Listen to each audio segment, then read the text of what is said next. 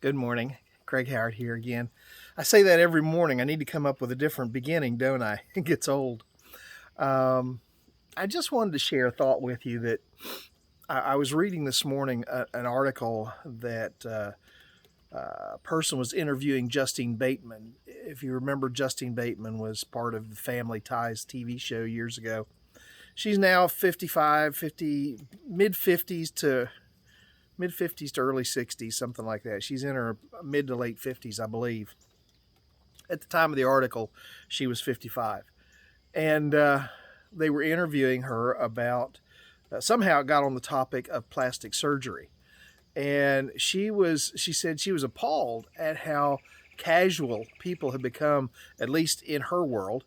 Um, not seeing a lot of plastic surgery in Petersburg, West Virginia, but in her world as a actress and as a director, it's not a question of if you're going to have plastic surgery, but when you're going to have plastic surgery. And people just talk about it matter of factly, where once upon a time, people were kind of shocked. What, she had plastic surgery and or he had plastic surgery, and now it's become a thing that, it's just kind of the accepted thing. People are doing it all the time. And it's not just the Hollywood crowd. It's happening in a lot of larger cities and towns, and even smaller cities and towns, where people, for fear of losing beauty, not being as beautiful as they think they should be in the way that they think they should be, having that youthful beauty as opposed to just beauty that comes from the inside out and just is part of who a person is. And she has said, that's something she is never going to do. She's going to be the person she is, and she believes that this huge trend towards um, plastic surgery is almost psychopathic. I mean, she says it's just craziness. Well,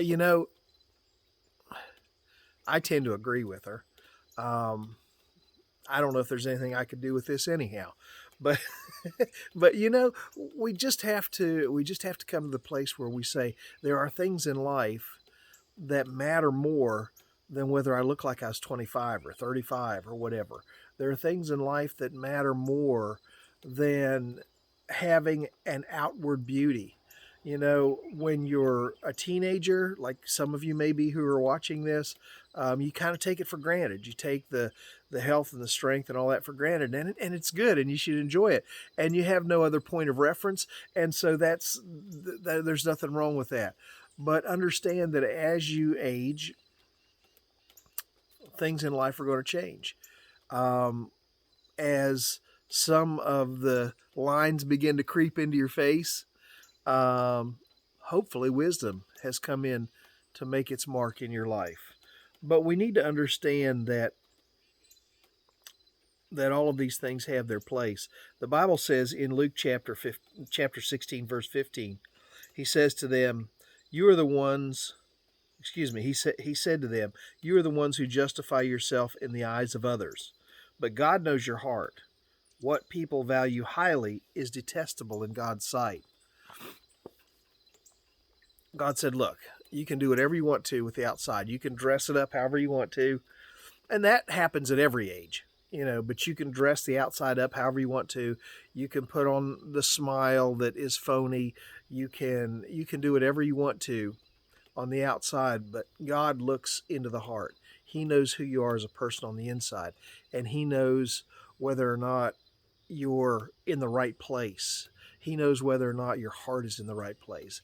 And a lot of the things that we value in this world, possessions and beauty and position and all these things, the Bible says God detests them because they are all about self. They're all about how I can exalt myself instead of just yielding to Christ and letting Christ make a difference in my life, being a witness for Him, doing something that matters eternally, and all of these things. Well, that's not to say, that when you get up in the morning, you shouldn't try to fix yourself up. You shouldn't try to, take a shower, comb your hair, do the things that you need to do.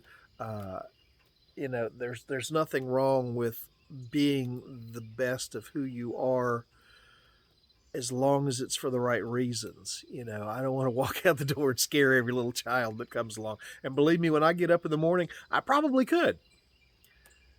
But why am I doing what I'm doing? Is it purely for vanity's sake?